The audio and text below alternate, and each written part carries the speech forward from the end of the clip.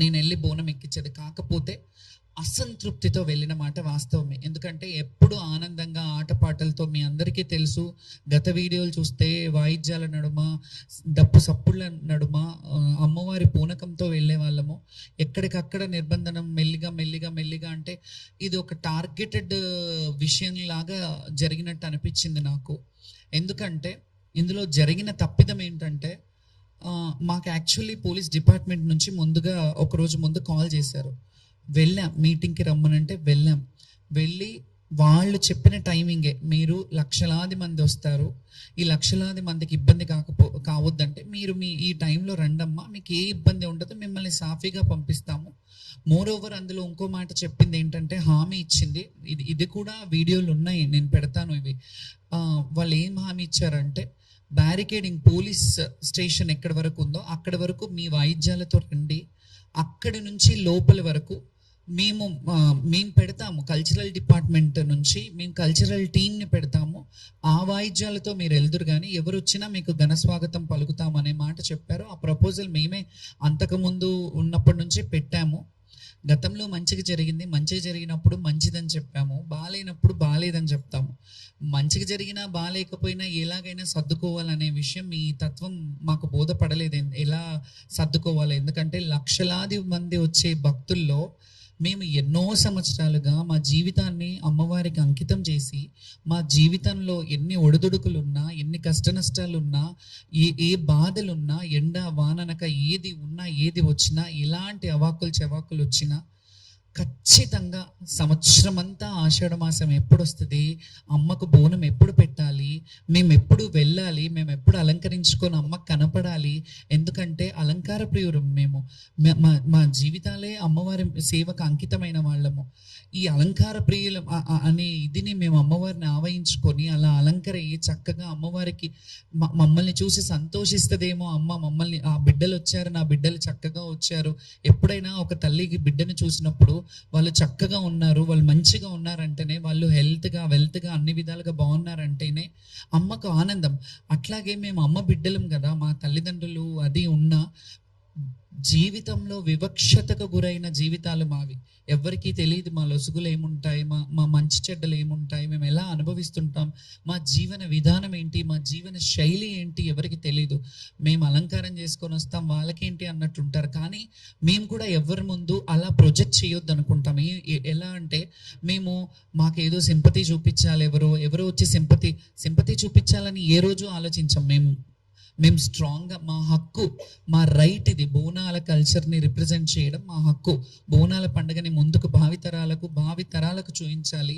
ఈ కల్చరల్గా హిందుత్వంలో ఉన్న ఈ బోనాల పండుగ ఏదైతే ఉందో, బడుగు బలహీన వర్గ బిడ్డలు ఏదైతే చేసుకుంటున్న పండుగ ఉందో, ఈ పండుగని మేము చూపించడానికి ముందు భావితరాలకు చూపించాలి. ఇలా ఉంటాయి దేవాలయాలకు కట్టుబడి, మేము దేవాలయాలకి ఎలాగైతే మేము కట్టుబాట్లు ఉండి కొన్ని దేవాలయాలని ప్రమోట్ చేస్తున్నాం, అవన్నీ గతంలో చూసినట్టయితే ఇన్ని వేల లక్షల మంది వచ్చేవాళ్ళు కాదు కదా.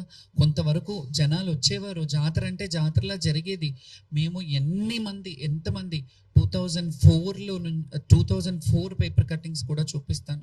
నేను చాలా పేపర్ కటింగ్స్ కూడా తీసుకొచ్చాను, ఎందుకంటే మీకు చరిత్ర తెలియాలి. నేను ఎప్పటి నుంచి అమ్మవారి సేవ చేస్తున్నాను, ఎప్పటి నుంచి లైమ్ లైట్లో ఉన్నాను. లైమ్ లైట్లో నేను నిన్న వచ్చి ఏదో ఆమె కొందరు ఏమని వాపోయారంటే, సోషల్ మీడియాలో ఆమె పబ్లిసిటీ స్టంట్ కావాలి అని అన్నారు. పబ్లిసిటీ స్టంట్ కావాలంటే ఈ ప్లాట్ఫామ్ అక్కర్లేదు. నేను 2011లో వీరంగం అనే సినిమా చేశాను. నేను అందులో హీరోయిన్ని.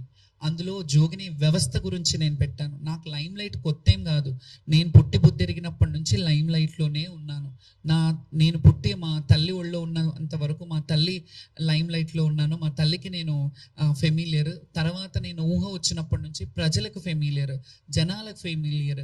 నేను ఇట్లా ఫెమిలియర్ పిచ్చి కానీ ఇంకేదో సోషల్ స్టంట్స్ చేయాలంటే నాకు చాలా వేస్ ఉన్నాయి. నేను అవి ఎంచుకోలేదు ఎప్పుడు. నన్ను నేను తగ్గించుకొని, నన్ను నేను అంటే అనుభవము వయసు అనేది కూడా అంటారు కదా, అది వచ్చిన కొద్దికి నన్ను నేను చాలా కంట్రోల్డ్గా, స్టేబుల్గా నన్ను నేను ప్రదర్శిస్తాను ఎవరి ముందు అయినా. ఎందుకంటే గతంలో చూసినప్పుడు చిన్నతనంలో చాలా సందర్భాల్లో ఏడ్చేదాన్ని, ఇంటర్వ్యూలలో కూడా ఏడ్చేదాన్ని. చాలా స్ట్రాంగ్గా ఉండడానికి ప్రయత్నిస్తాను, ఉంటున్నాను కూడా. ఎందుకంటే మనం చూసి 10 మంది నేర్చుకుంటారు అనే దాన్ని బట్టి. సో దీంట్లో ఓవరాల్గా ఇవన్నీ చెప్పడం కంటే ఆ పోలీస్ డిపార్ట్మెంట్ వాళ్ళు పిలిపించి మమ్మల్ని మీరు ఈ టైంకి రమ్మన్నారు, ఆ టైంకి ఎస్ఐని పెట్టారు, వాళ్ళు కదా బాధ్యత వహించాలి, పోలీసుల మీద మేము ఇట్లా ఎందుకు చేశారు, మీరు ఇది కరెక్ట్ కాదు కదా అని అన్నాము. నెక్స్ట్ డే బోనాలు పడిపోయిన వాళ్ళే కొందరు బోనాలు పడిపోయినాయి అని చెప్పారు.